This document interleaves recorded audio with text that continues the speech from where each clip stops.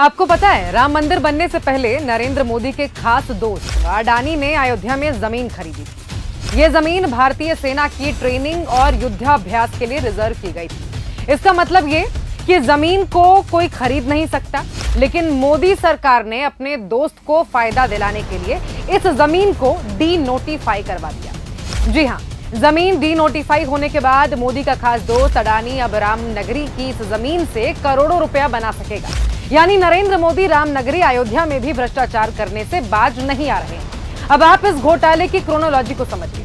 अयोध्या में राम मंदिर से 6 किलोमीटर की दूरी पर 13,351 एकड़ की जमीन सेना के इस्तेमाल के लिए रिजर्व की गई थी। इस जमीन का इस्तेमाल सेना फायरिंग रेंज के तौर पर किया करती थी, इसीलिए यहां पर किसी बड़े या कमर्शियल निर्माण की अनुमति नहीं थी। लेकिन सभी नियमों और कानूनों को ठेंगा दिखाकर इसी इलाके के माझा जमथरा गांव में गौतम अडानी, बाबा रामदेव और श्री श्री रविशंकर को जमीन बेची गई। अब क्योंकि जमीन सेना के लिए रिजर्व थी, तो यहां पर कोई कमर्शियल एक्टिविटी नहीं हो सकती थी।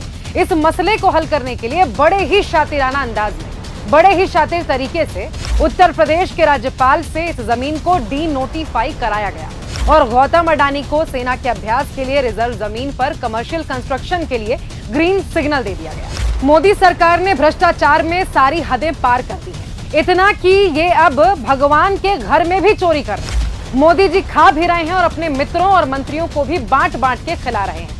पहले देश के पोर्ट, एयरपोर्ट, रेलवे, टोल और धरोहरों को अपने मित्रों के नाम किया। अब भगवान राम की नगरी को अपने मित्र के साथ मिलकर व्यापार का अड्डा